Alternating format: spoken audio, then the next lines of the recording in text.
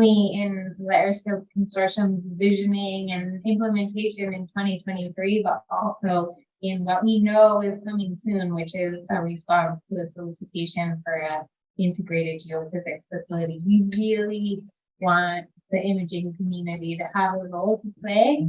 And so we really want to hear from all of you about what does the future look like and how do we get there. Thank you.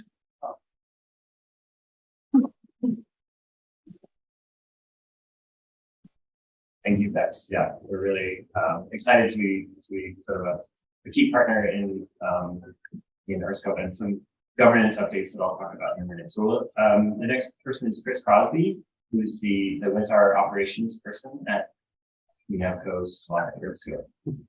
I think I realized that. Yeah, thanks. So yeah, I'm Chris Crosby, and while I have over the geoimaging project manager at UNAVCO. This is a quick.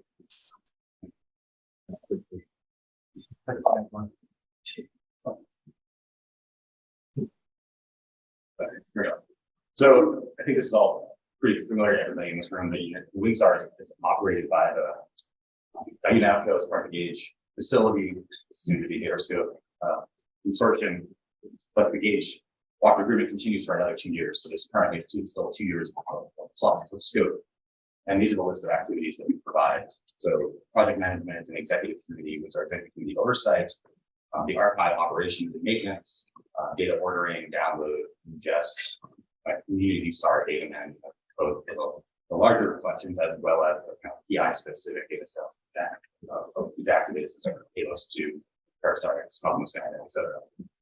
The portal, we historically provided access to ICE software licenses through WInSAR, and that's been something that's driven up our amount of membership in the past, but now, as you know, it's open source and available open source licenses. So private activity will probably be stepping away from entirely with a little bit of coordination with the ICE team.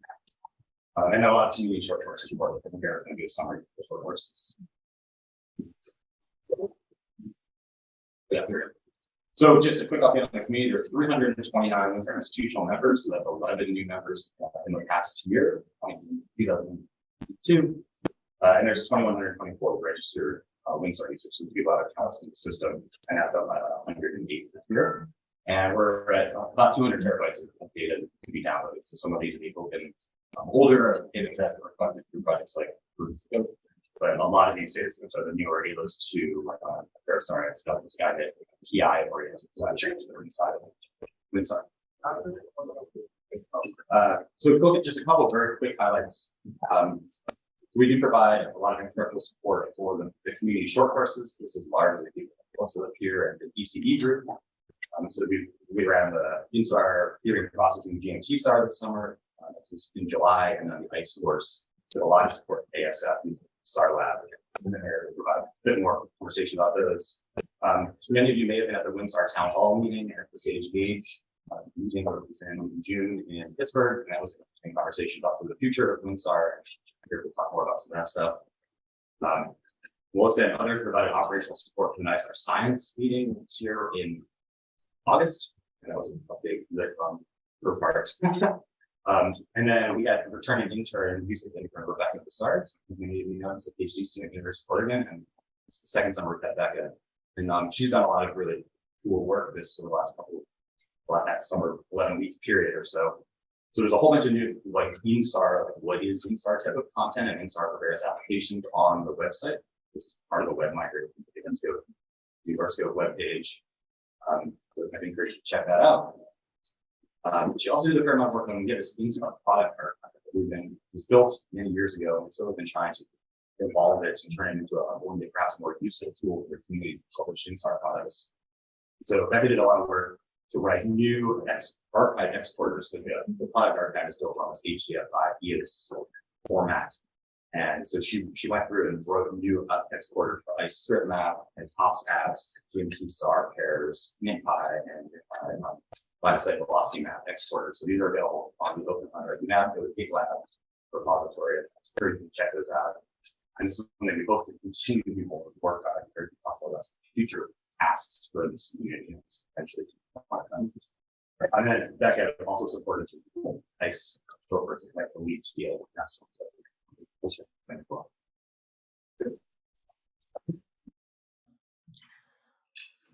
Okay, so yeah, I think this number is outdated. This was from the summer. So, but I just wanted to show sort of the global distribution of WInSAR members. It's really an amazing community.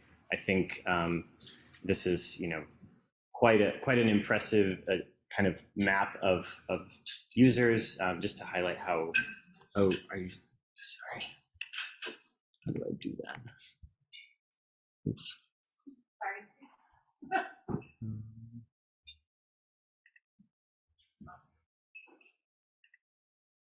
No. Is that better? Okay, great. So so Chris mentioned the education outreach. So this is our chart of participants in the short courses from the last sort of 10 years, and they've really grown, especially after COVID. The move to online really kind of amazingly boosted that that ability for us to really reach people kind of internationally. So we had about 131 GMT SAR and 147 ICE registered participants.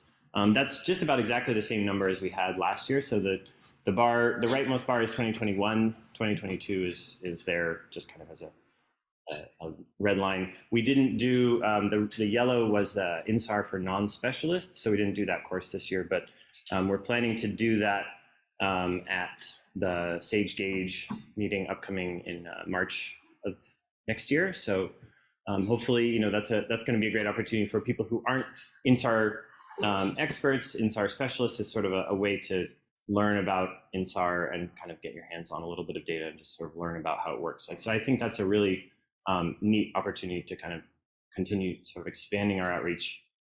There's also a lot of interest in new courses. So if you are interested in having your course kind of supported by WInSAR or by Earthscope, just get in touch with us, and we would love to sort of, put your course under the name or give a little bit of support for that. So just get in touch with us. And then, one of the great things is that I use all the time is that the materials from past courses are all available on the WInSAR or really through the Earthscope website. So those have become a really amazing resource. Some of the course materials are really impressively put together and a great resource for people. So I think that's really cool. And hopefully that will just continue to build with time. So we'll just have this really impressive amount of materials there. So the governance is the big issue that we need to talk about. And I'm just going to go through this briefly, but there will be time for discussion at the end after all the talks. So essentially, we attended this governance workshop, was held sort of earlier this year. And we came up with a really exciting plan for the new Earthscope governance that sort of lays out sort of a structure that looks about like this. So the board of directors, and then there are these 5 top level committees that will organize all of the community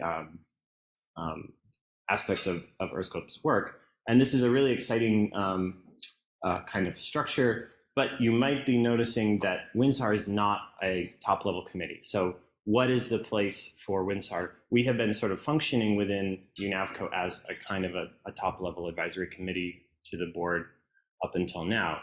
And furthermore, we're sort of a consortium, which makes us an independent, quasi-independent organization that I think our charter specifies that we're operated by UNAVCO. So under the new governance model, that's not really going to fly. And I think it's actually a good thing that we can kind of take a time to become more integrated into Earthscope. Some of the things like that Chris was talking about, it would be great if we had even more technical support to do things like the product archive, and the CSARA, the SAR, federated product search. Those things haven't really been updated in a few years because there's sort of a lack of budget within WInSAR to hire a full-time staff to do that. So if we can become kind of more integrated within Earthscope, I think there's a really good opportunity for us there. But we had the Future of WInSAR town hall at the Sage Gauge meeting this summer to talk about this. And we kind of asked, so what are the main functions of WInSAR and what are the future opportunities? So attendees really felt strongly that WInSAR provides a sense of community and opportunities for networking, sort of like this lunch, I think, which is really a key function of WInSAR. The short courses are clearly a key part of our activities, and then the data archive, of course. Although I think the data archive has changed in its functionality a bit since the inception of WInSAR, when it was really about collecting ERS data over Western North America. That function has changed a lot. So there's a lot of future opportunities. I think that the derived data product hosting is something that we can really push and become a source of those data products. I think that's an exciting opportunity that is sort of under leveraged. So if you produce a velocity map for your specific area, where do you put that? Where does that data go? What's your fair data archive for when you publish your paper? Maybe it just goes to Zenodo or something. It would be really great if that could be on a map, and you could search it and you could compare 4 different people's Southern California velocity maps on the same website. And I think there's a lot of opportunity for growth there that would be really cool to push that forward. The data search, we actually, the single SAR archive federated search is actually kind of a unique thing that isn't duplicated. So we can search ASF, we can search ESA, we can search our own archives. That's kind of a neat functionality, but it's a little bit, I was hearing from some people, it's been a little bit broken. So getting that to sort of to be really functional and really useful, I think is pretty cool. And also, our mission statement is to advocate for open data on behalf of the scientific community. So that's clearly still a major function. So participants felt that WInSAR should maintain its identity within EarthScope, but we felt that ceding responsibilities to these committees would be just fine. So, I think that something like this is text from the Future of WInSAR Town Hall report that was sent to the board. I think that forming WInSAR as a sort of a working group rather than a consortium is a viable way for us to move forward. And so, that means that we would sort of become a subcommittee of the data products and services or something like that. But that gives us much better integration with EarthScope's core mission, as Bex mentioned, and actually gives us sort of better access to resources and sort of integration with everything else that they're doing. So that's kind of the long-term vision, is that we would sort of be the geodetic imaging component of EarthScope, not just InSAR, not just WInSAR. Western North America InSAR is quite a narrow scope for something that's clearly much broader than that. So not even just limited to InSAR, but optical imaging, LiDAR, other kinds of geodetic products that have really kind of expanded in the last 20 years. So the future outlook for that is that we need to update this formal structure. We've been a little bit delayed on doing this. We sort of made an attempt in the fall and then realized that it would be better once EarthScope formally exists to kind of figure out that structure and figure out the new sort of definition of what exactly the working group will be. So that'll allow us to sort of better integrate data products and services, but also hopefully the education and outreach committee. So I think I'm really positive about this. I think this is exciting. It does mean that there's a change coming for WInSAR. It will not be sort of the independent, quasi-independent consortium that we've been in the past. So look forward to emails coming through about that and hopefully some opportunities for community feedback. So great, thank you so much.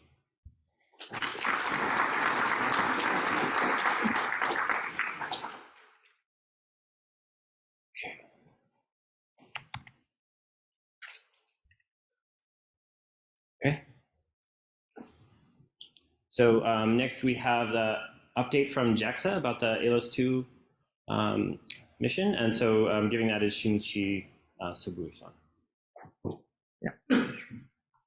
Thank you very much. And my name is Shinsobei again. I'm very happy to coming back to here again. And as some of you already know the news of the ALOS cancer data open to public, and it might be one of the topic I would like to highlight today. And you don't need to know this one because you are very familiar, so just skipping.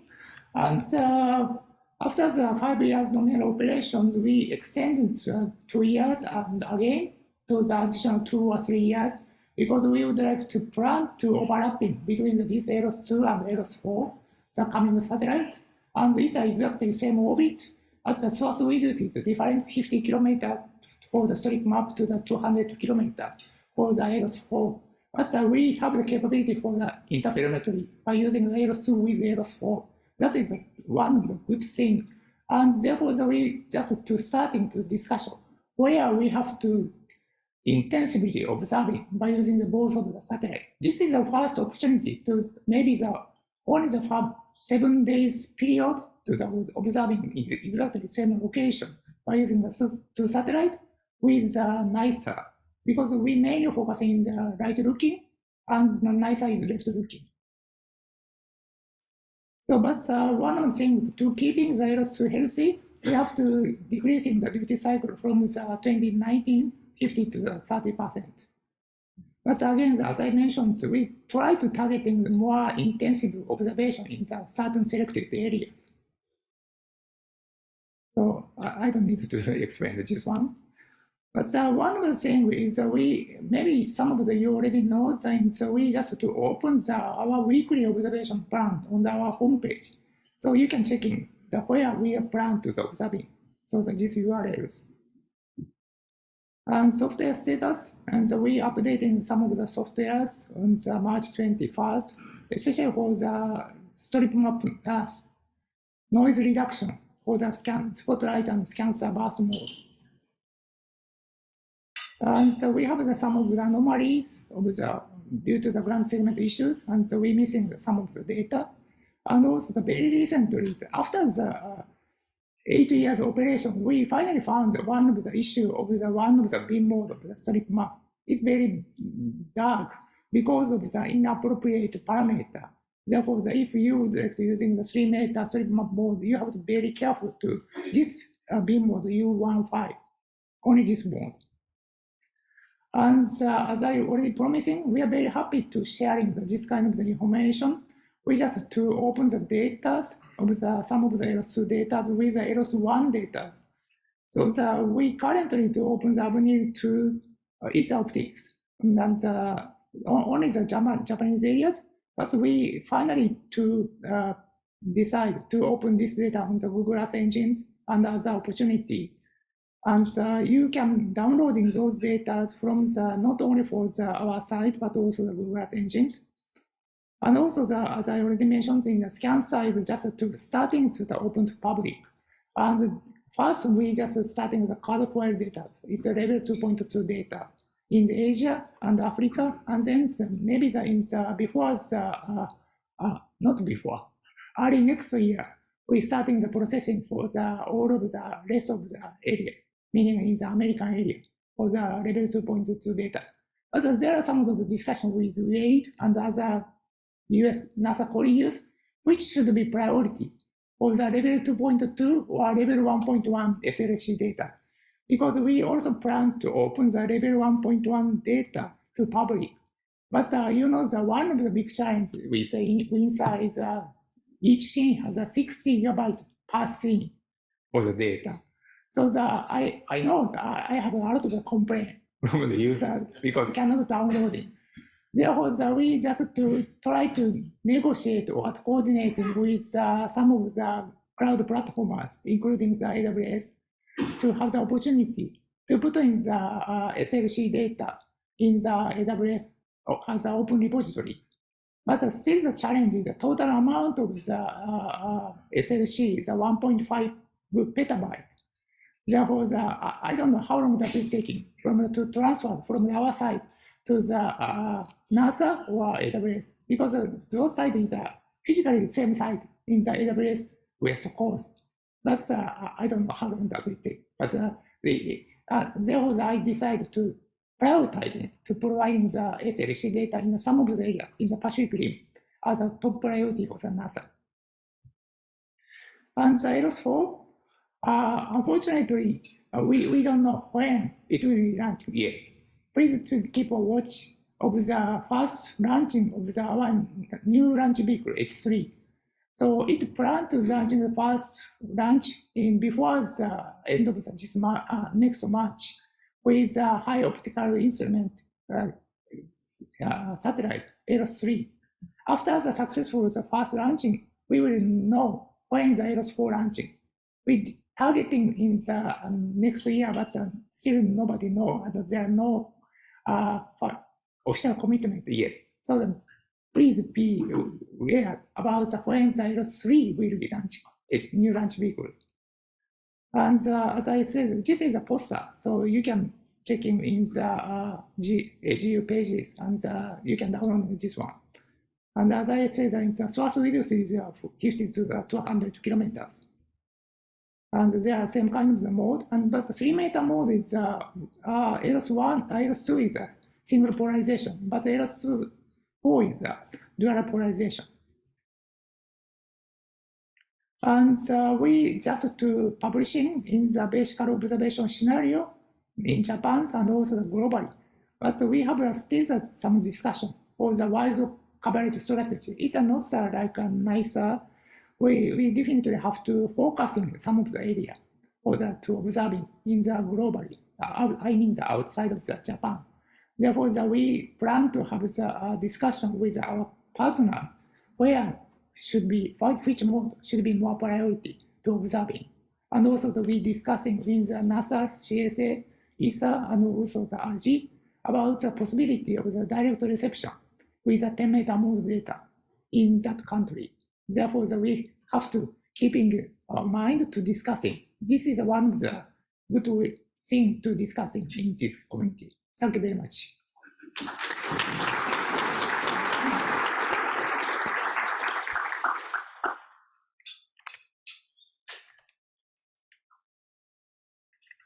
Okay, so next we have Jérôme Benveniste from ESA talking about the Sentinel-1 mission status.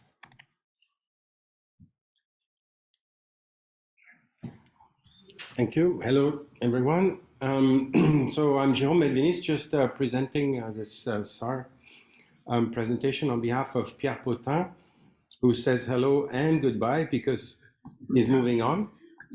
Sorry. At the end of the year, Nuno Miranda from Ezrin, from Frascati Rome, is going to take over Pierre Potin's job. So maybe next year I'll give the presentation again. Maybe Nuno Miranda will. Sorry. So the highlights of the situation with Sentinel-1 is basically we lost Sentinel-1B with a major anomaly. The end of mission was declared in July. The good news is that, of course, all the data acquired is available in the long-term archive. And Sentinel-1A has been working very well for 8.5 years. And the situation is fully operational. And I'm going to show you how we're going to adapt a little bit to the situation. And the contribution to the emergency activation continued to be very high, about once a week on average for flood, and in particular flood. And so we modified the observation plan to cope with the situation and try to fill the gaps. And so the tectonic areas, priority volcanoes are more or less covered. The idea is to have at least one acquisition every 12 days. And for these priority volcanoes, and we're also monitoring the ice sheet in Antarctica and various targets. So here you see we have increased the observation plan to cope with this situation.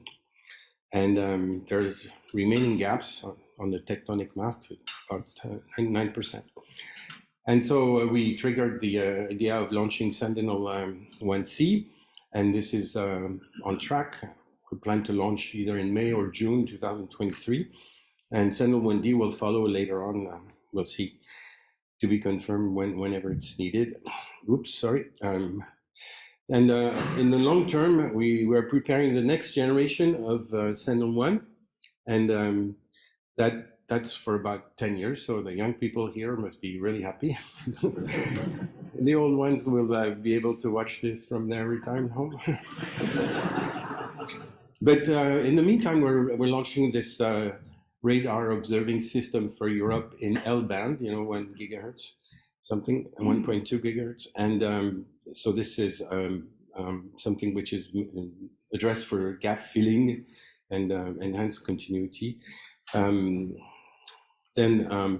the objectives is to ensure continuity, enhance the existing services, and enable new applications that we could develop thanks to the improved performance and limited observation gaps, like better resolution, better revisit, and so on.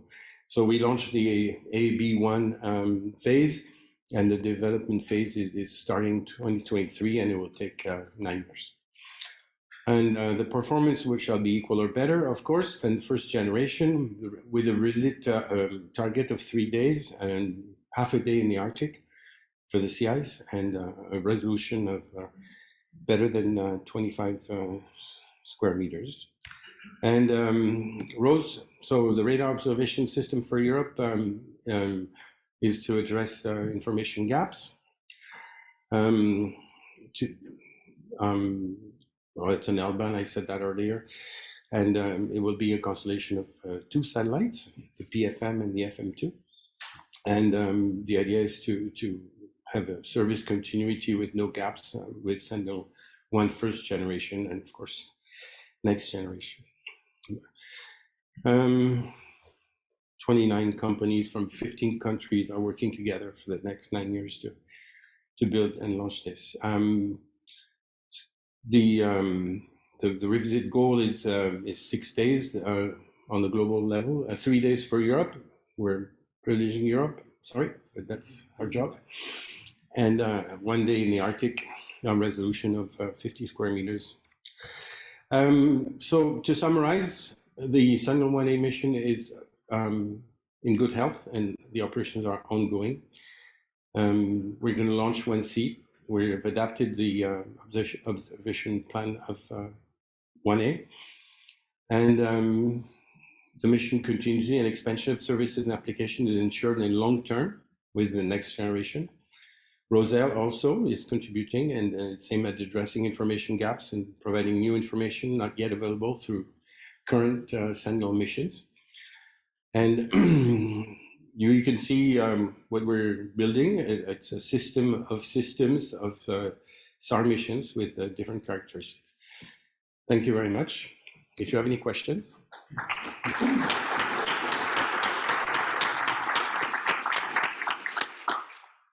Okay, thank you. Yeah, we'll have some time for discussion at the end, but hopefully we can just keep things going along. So the next up.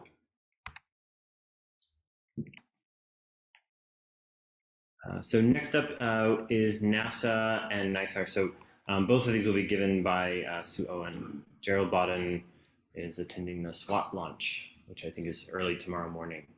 So that's an exciting InSAR adjacent project.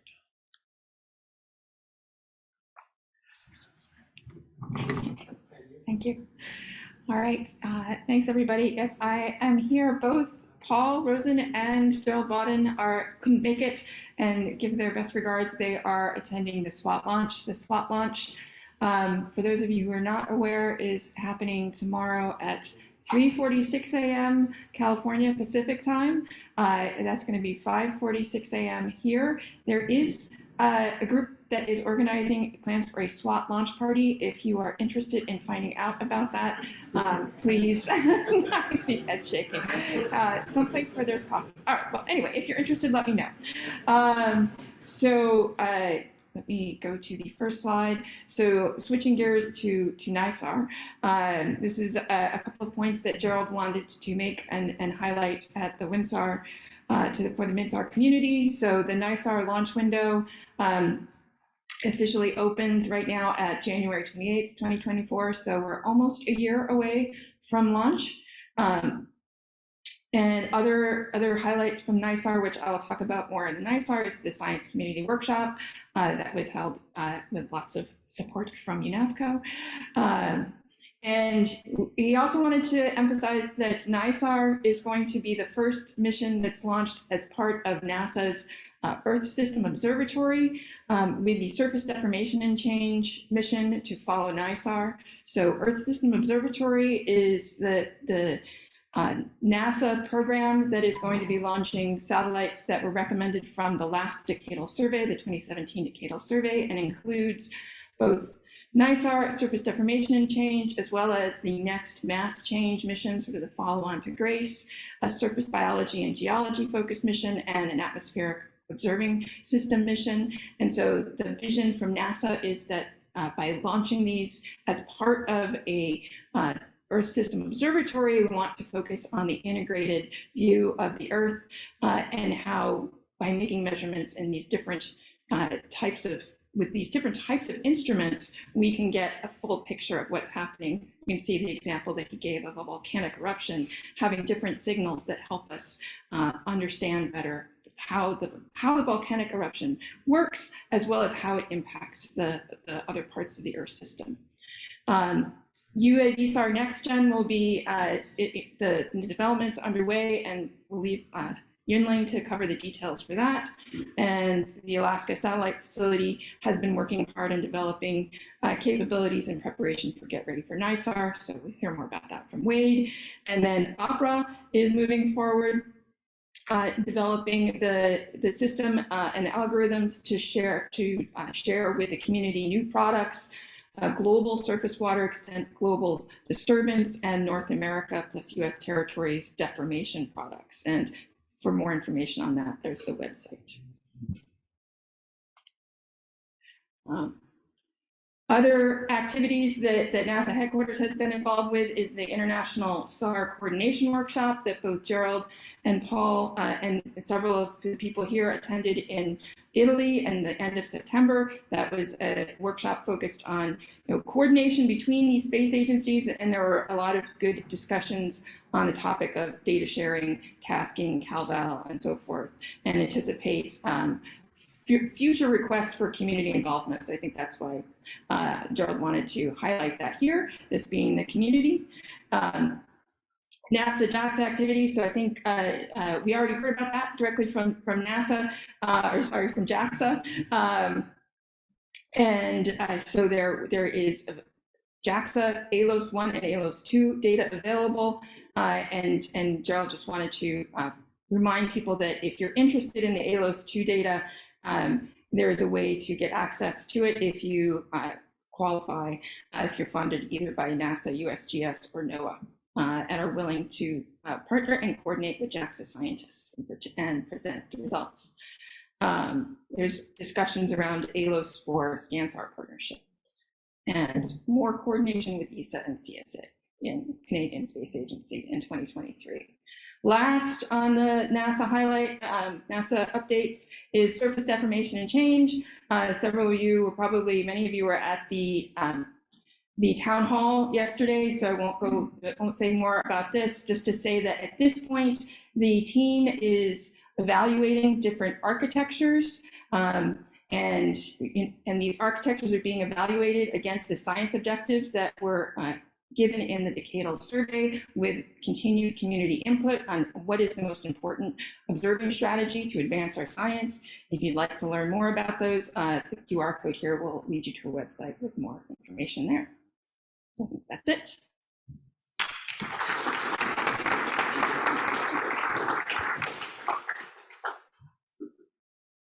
This thing is kind of blocking.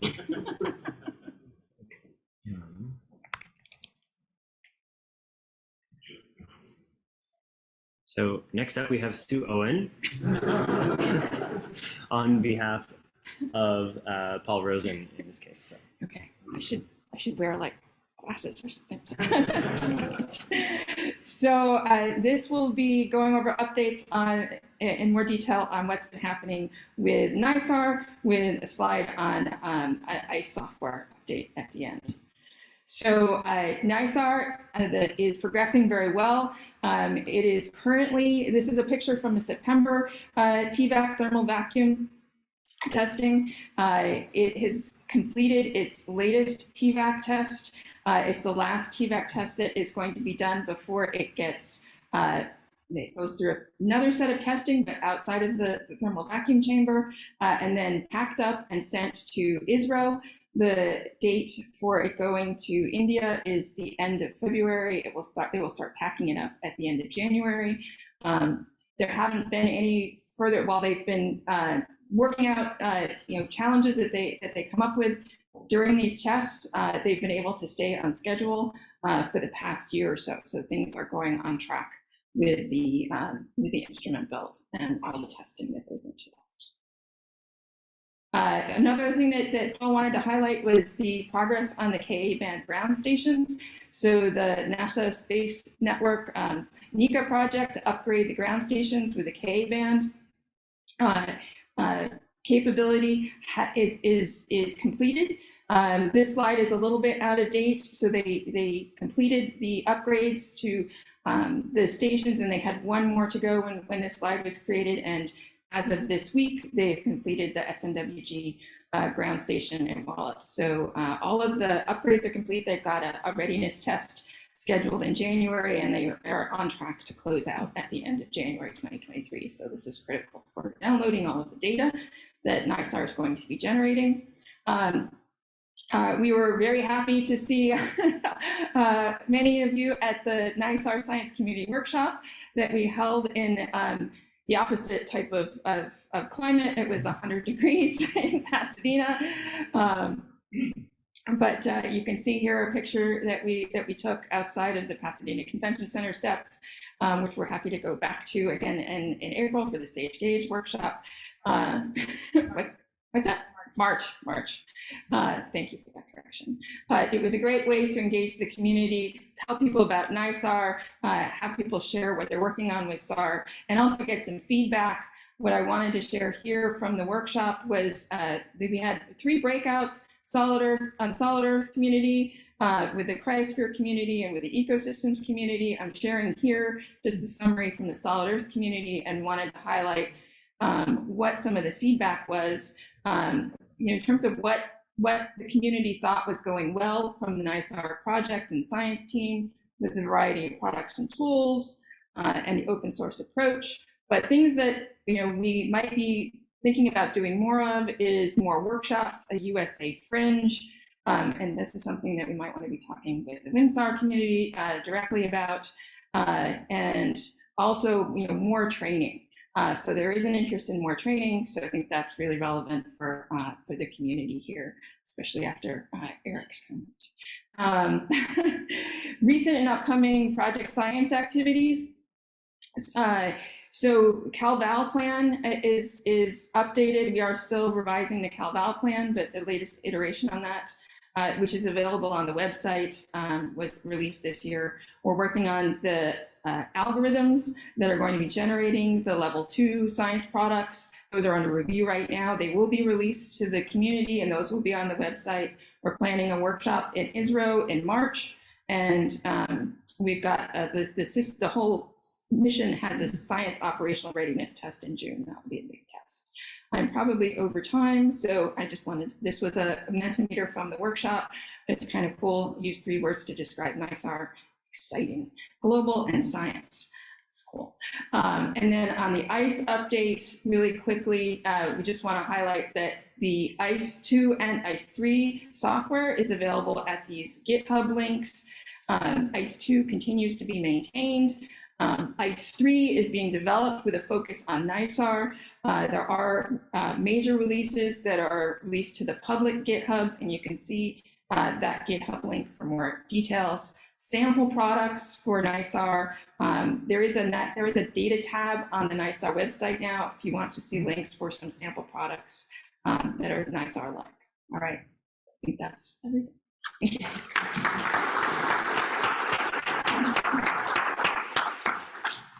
Thanks so much. Yeah, just to mention, I think for some of these links and things, we are planning to share these slides on the WInSAR page, along with the video or the recording of this meeting afterwards, so with permission of all of the presenters.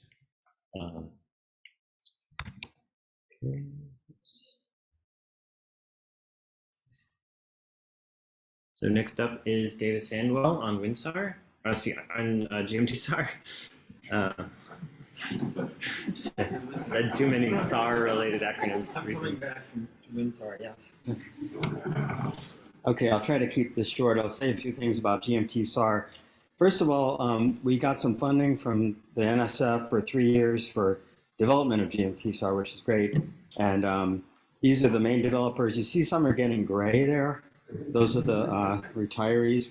One of our jobs is to enlist younger developers. So that's written into the NSF proposal. So if you're interested, participate. These are the tasks, and I won't go through them. They'll be later in the slides. And I'll just say a couple things about the UNAPCO short course. We had a really successful short course. I agree with what people have said about going virtual. It's wonderful. We had 130 participants from, I think, from 35 countries I counted, which is very different from before. And you know, we had these 10 instructors. We divide the class up into 10 subclasses and do some teaching before the main lectures, and it seems to work out. Melissa really helped out doing this, and she also had a questionnaire at the end, and we got some feedback. And these are the things people liked. They like to learn about how to install the software and use the test data cases, a little bit about the SAR and SAR theory, and using GMT-SAR to process your own data, and more about batch processing, which is always a challenge. So I'll stop there.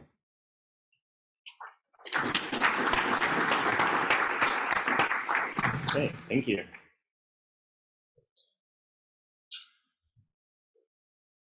Yeah, participating in these courses has been really fun. It's a great way to get to meet lots of young scientists who are just getting started on InSAR, and it's really exciting. So if you are a user, also consider volunteering to help teach. So next is Bill Barnhart. Hi, everybody. It's good to see a lot of people I haven't seen in a long time. I'm going to give this update on the GeoHazard Supersites initiative on Stefano's behalf, because he's not able to be here. So he provided these slides, and I'll kind of walk through them. So just as a little bit of an introduction, particularly for younger career folks who may not be fully aware of the Supersites initiatives. The Supersite network right now in 2022, this is a network of 14 what are termed supersites and natural laboratories, where various in situ and remotely sensed data sets are made available and sort of put together in a clearinghouse that participants, which is fairly open to anybody who has to participate, can gain easy access to those data sets, though they are regionally distributed and focused on specific areas.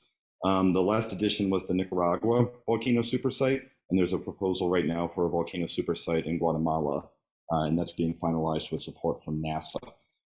Real quickly, I will editorialize here a little bit on the presentation and say that particularly for the imaging geodesy world, these are really fantastic places to gain access to what is often difficult to access imagery, TerraSAR-X imagery, Cosmos SkyMed imagery, SALCOM imagery, and there's also opportunities for optical imagery that's not commonly available, like Pleiades imagery. So these are, gateways to access those, but it's also important to understand that use of these is important for maintaining the data flow into these. So if there's opportunities in your research to go through these super sites, they're a really great resource for getting that data. So progress in 2022, that's definitely wanted to highlight. There's extensive use of C and X-band SAR data, plus the tri-stereo Pleiades data that's available. So that's the 50 centimeter tri-stereo imagery from the Airbus sensors. For science and operational hazard monitoring, SALCOM L-band SAR and Prisma hyperspectral very near infrared data can now be obtained by the Supersites coordinators thanks to those organizations. And information from Supersites data has proved crucial for managing volcanic crises for White Island, New Zealand, the Reykjanes Peninsula, Mount Etna, I'm not sure what IS is. Oh, that's Iceland, and Etna, Italy. And there's ongoing proposal for the new volcano supersite in Guatemala.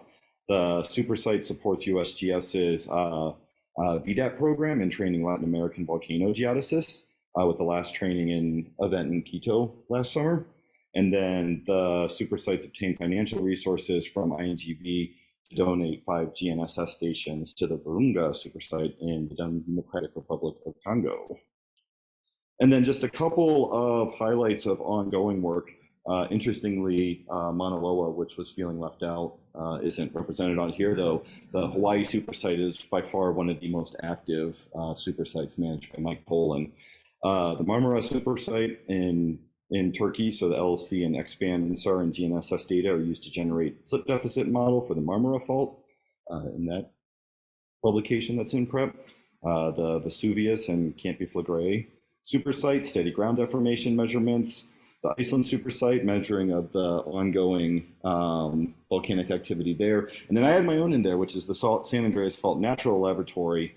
That was previously run by Chuck Wicks at USGS. And after his gracious stewardship, myself, Catherine Materna, who's in the back there, and Kang Wang, who I don't know if he's here, have taken over coordination of that. So I know a number of folks here are involved with that. So if you have questions about accessing data or ordering data, we're the contacts for that.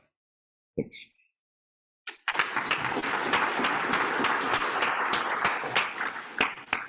Great, thanks a lot. Yeah, and just a reminder, it's great to use these data and then also, cite them or acknowledge them in your papers when you're working in these areas.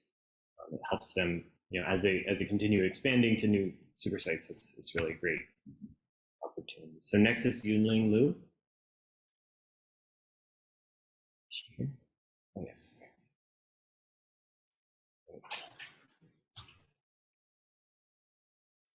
Update on WInSAR.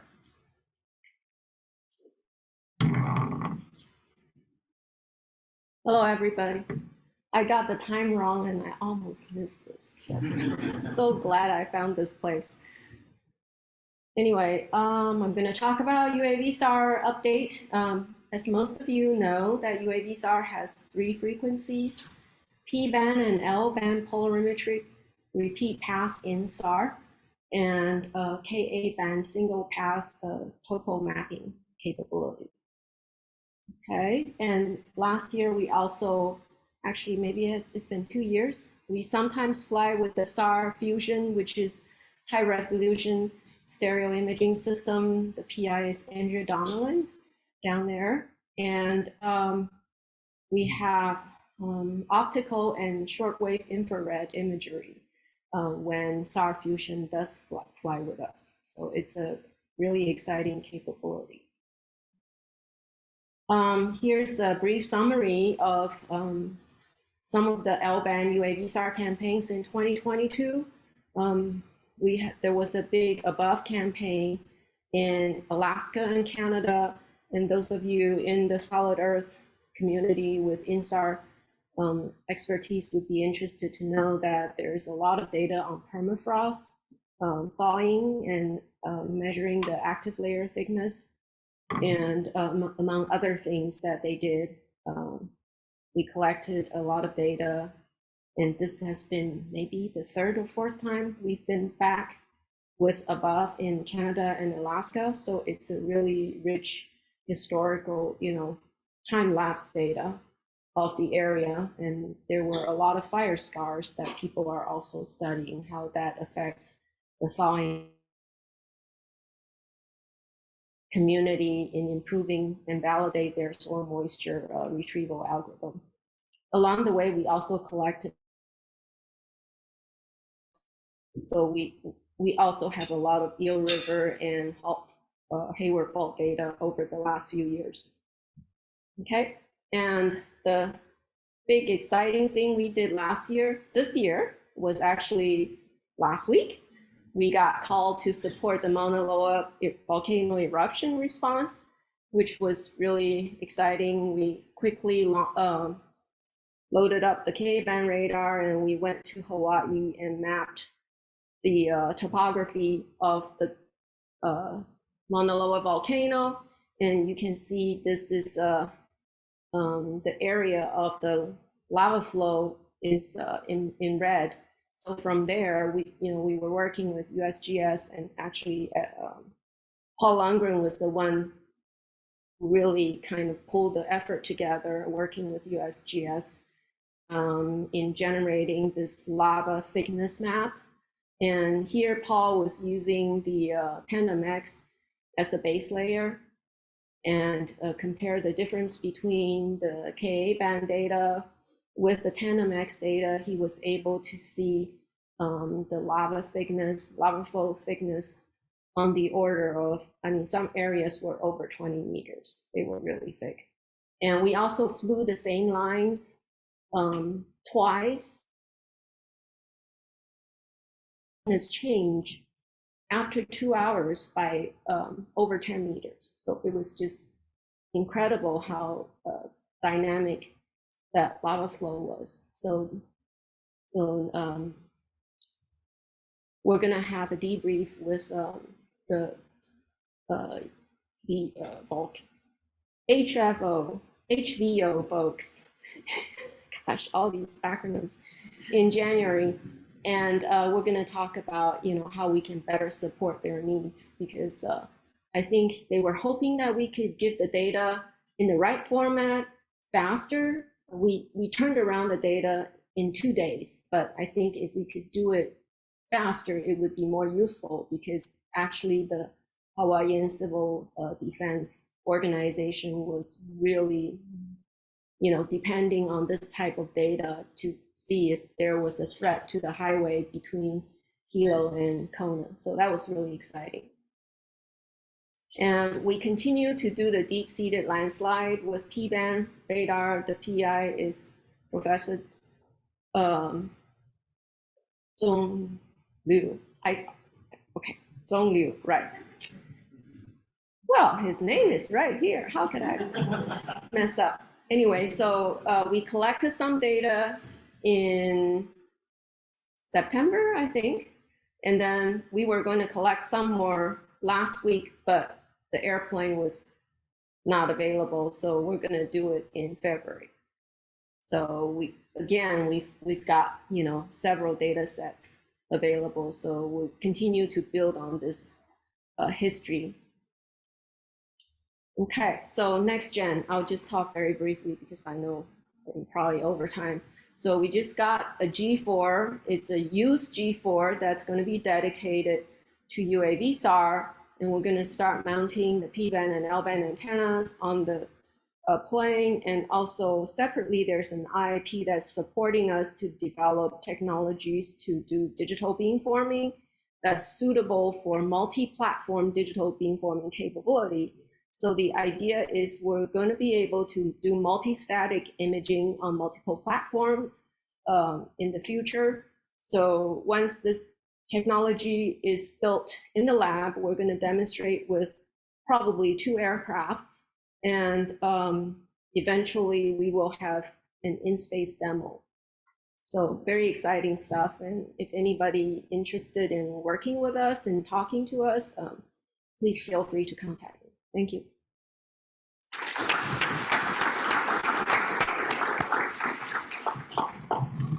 Great, thank you. That's some exciting things.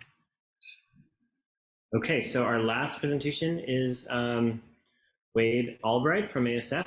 So very excited to have you, Wade. Thank you.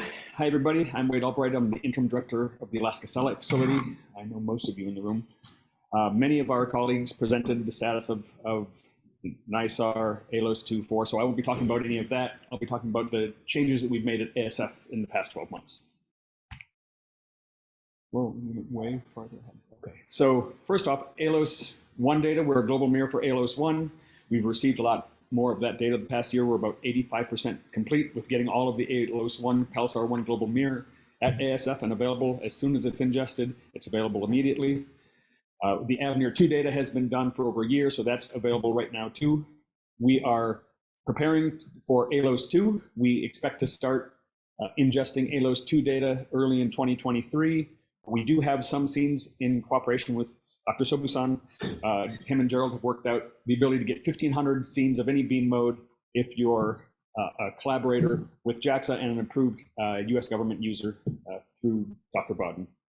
And so we've got several hundred scenes of, actually more than 1,500 scenes now available of those. As you can see on the screen, one of them that Dr. Sobusan helped us get very quickly was an ALOS 2 scene over the Mauna Loa eruption, and the USGS created this interferogram and posted it on Twitter in quick response. Regarding Sentinel-1, what's new at ASF? Just available now in December, we have direct bucket access available using temporary keys. We've had RTC and InSAR on-demand processing now for a while. Hopefully you all are familiar with our InSAR baseline and short baseline visualization tools in Vertex. What we are planning on working on, what we are working on for the past few months and will continue in early 2023 is providing data services with Sentinel-1 bursts, search and discovery, distribution, and I'm hoping to have all of our tools available to use with Sentinel-1 bursts here in 2023.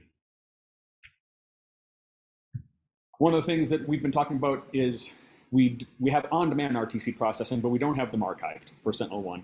And we've been talking to many agencies around the world, and many of them are also interested in doing Sentinel-1 RTC ARD products. And so when we were discussing it at, I believe, Living Planet, it became obvious that we should be coordinating to make it easier for the user community. So we met in Montreal with the people you see on the screen, and we are talking about coordinating our metadata, our standards, our validation efforts, so that these products are useful amongst all of our tools, and perhaps even all of them are discoverable using various agencies' interfaces. So we're hoping that will make it easier for all of the community to use these RTC products regardless of who is producing them. For Vertex, what we've done this past year, we added a dark mode, as you can see on the screen. And a feature that I don't think is new, but is not widely known, is there's a bring your own hype option in Vertex that's available. And hype is our processing system that does the RTC and InSAR processing. And you can have your own deployment with your custom algorithms or parameters tuned just how you want it deployed in your own environment. And using Vertex and our interfaces there, you can point the interface directly to your custom version of hype. So it's allows you to leverage some of our tools with your own custom version. It's pretty handy and not well known, so I thought I'd mention that here. We also, in our Python module, ASF Search, we had the ability to download individual files rather than the whole zip file at once programmatically. So hopefully you find some utility in that. And then finally, our Satellite Needs Working Group Opera products. This will be coming very shortly. ASF is the land surface displacement DAC that will be distributing those. We're working very closely with the Opera team at JPL to work on building these. We're in preparation. We expect to have the Sentinel-1 RTC products, which will be an intermediate product for creating the surface displacement, available to the community in September. These are for Sentinel-1. And the Sentinel-1 displacement products will be available in 2024. And then following that, after NISAR launch, we're producing NISAR displacement products that will be available hopefully in early 2025. And that's it. If you have any questions, please reach out to ASF at those contacts, or feel free to email me directly, or come by and visit us at the booth here at AGU. We're right next to NASA. I view ASF's job is I want to reduce the amount of time that the community has to spend manipulating the data in preparation for science. So if you have any ideas or suggestions or pain points that you'd like to see us help you do your science faster, please come talk to us.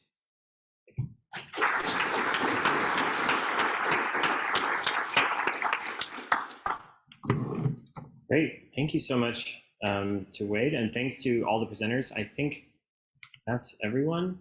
I had just a last slide for discussion. So basically, we have some time. It's 1:01 p.m. So if anyone needs to run, totally understood. This is the conclusion of the official InSAR business meeting. I'd love to have time for questions for the speakers. And I know that this governance change is something new. So any comments or questions or concerns about that, and other primary goals that WInSAR should focus on, we'd love to hear your thoughts about that too. If there's anything that we should really try to prioritize better with our activities, especially kind of moving in and integrating better, more closely with Earth scope activities. So. What are you going to call WInSAR in the new working group structure? It's a good question. I guess WInSAR working group instead of WInSAR Consortium. But this has been a subject of discussion. Whether we should try to change our name to something more broad, like just a geodetic imaging working group. That's certainly on the table. I think we had talked about maybe sending out a survey to the community on the WInSAR mailing list to try to get some feedback on that, what people would like. WInSAR name is certainly well known, but if we're changing, maybe it's a good time to change the name. Yeah, I had another question. World InSAR. Governance. I think Eric has a suggestion. I didn't hear that. But the membership for UNAPCO and now Scope Consortium is different from, I think, the membership for WInSAR. Have you looked at how many of the WInSAR members are Scope Consortium members?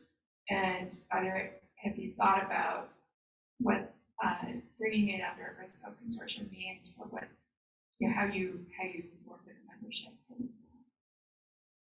Yeah. This is probably the biggest issue that we face. So certainly, I would say many, if not even a majority of the WInSAR members are not EarthScope members because they're international members. There is a fee associated with joining EarthScope. There's not a fee with joining WInSAR. So this is a free lunch, but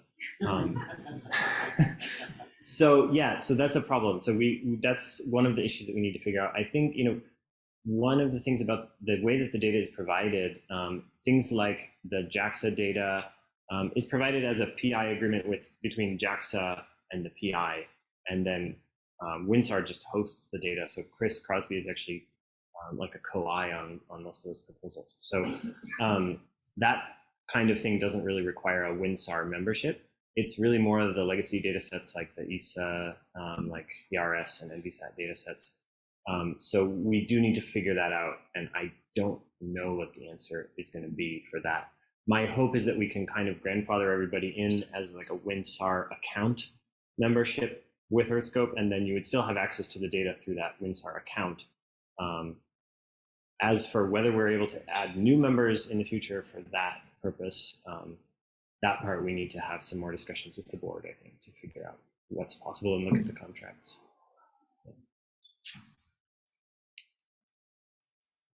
I have a question more of this about ALOS 2 access, because we have a lot of data archived at UNAPCO, a lot of ALOS 2 data primarily targeted at the Western US. And we'd like to share that more broadly. We have a list of PIs that have access, but would it be possible to share that data more broadly, or when does that come?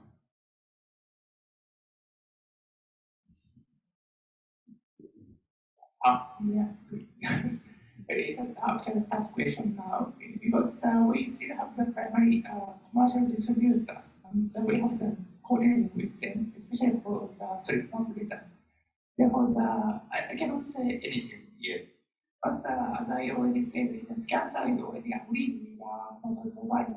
They agreed to open to the public. Therefore, we started, and gradually I'm little bit of it. So that maybe that should be open to public in the future, but I don't know yet. So ScanSAR is the one that's officially open right now. And I think earlier Eric Fielding's comment on Zoom was we should change our name to Worldwide InSAR Consortium. That's certainly been a proposal, so maybe we'll consider that. My question was actually just very similar to that one. Like, have you thought about renegotiating the data agreements and making it available, like public APIs, that catalogs, and big data sets, like speaking probably sure. Like, would be really interested in helping that happen. That's something we're really good at. Right. I think, much of the data is already available through other sources. Like if you download the ERS or the NVSAT data, it might be in a different format at other places. So I think some of the WInSAR data is in a certain format. But yeah, certainly we would like to, reduce our overhead as much as possible. So if that data can be provided in other ways, that's a great opportunity. There is, there's still some advantage to having WInSAR as a non-NASA things. Yeah. Right. Yeah. So I think we'll certainly kind of look into that. It's been a lot of confusion figuring out exactly what order things need to happen in. I think we're sort of waiting until we know the official structure of WInSAR before we can start redoing contracts and things like that. So this is something different. One of the recommendations from the NISAR workshop was to have a fringe, NISAR fringe or something like that. USA fringe. Jerome agrees, and so we should make this real. We should make this fringe thing real. I know Europeans meet every other year because they have another Living Planet meeting, but we should somehow integrate fringe and USA. What's the next year?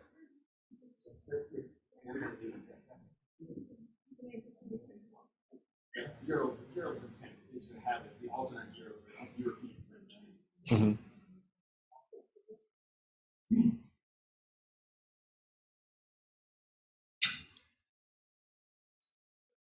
Actually, I had a more serious question of the committee structure within their scope, and understanding that not all of that's necessarily been figured out.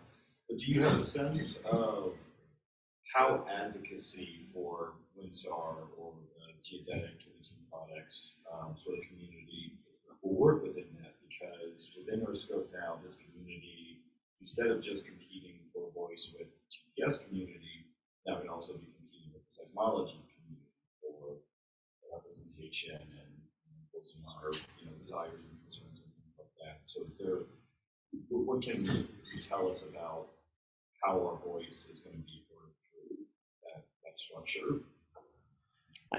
Yeah, so it's a really good question. I personally feel that we should let Gareth answer that, but I feel that it's going to be positive. With better integration, with actually becoming a part of Earthscope, we actually have a stronger voice than as this kind of loosely affiliated consortium that hasn't been really a full part of NAVCO. So I think it's positive. So we have discussed this on the board. And because I am an InSAR person, I am the chair-elect of the board of directors, I am very sympathetic to to InSAR issues. And so is Lara, who's sitting in the corner, who's going to be the chair of the board. She's also here. So yes, one of the things we plan to do is to put InSAR specialists on some of these committees. That's the main goal. And then, of course, those people will then weigh in on the future of InSAR from within the organization as well as from without.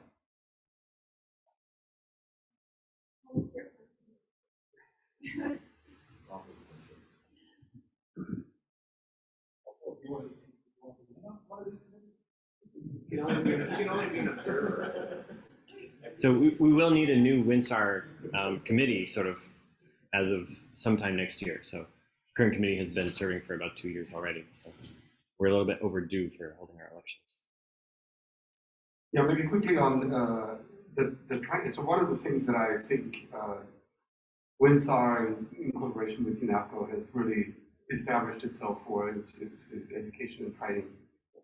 And the last few SAR trainings, I think both for GMT SAR and ICE were really transformational in terms of scale and impact. And I think that needs to be carried forward. And I want to repeat the call from earlier. I think these courses, they live off of people willing to participate and teach. There are so many, what's exciting about the SAR community now is there's so many young people that have come into the community that are here in this room that may actually be really interested in participating in these trainings. So please, if you want to partake, please contact us and do so. It's a really exciting thing to do. It's effort, but it's really rewarding. And so these trainings have been done by, David said everybody's graying, by people that have been doing this for many years. And I think there's room for the new community to come in and maybe redesign them and bring their own ideas. I think this is a huge part of what WInSAR is these years. It was talked about that they had about 130 people sitting in each of these trainings. What was not mentioned is that there were like 450 applicants for these trainings. There's an enormous demand. And so the more trainers we have, the more trainings we can do. So please step up if you're interested. It's a super fun exercise. rewarding, and at least in the past there was even a little bit of a stipend if you participated. So it's definitely something I recommend. Yeah, thanks so much for that. That's absolutely right. It is actually overwhelming the number of applicants who want to participate and learn. So we've had to tell people, sorry, you'll just have to view the materials afterwards, and that's unfortunate. So would absolutely love to be able to take more people. Yeah, thank you.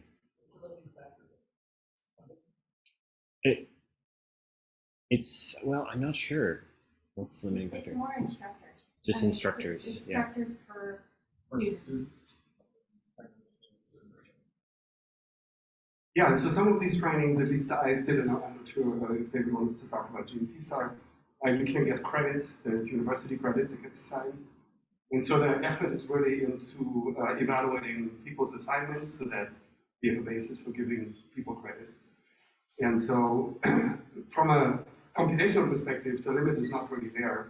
It's more making sure that we are in a position to advise people effectively and have a shot at actually going through all the assignments and grading them. Yeah, so more volunteers. If you know how to use GMT-SAR ICE, please teach.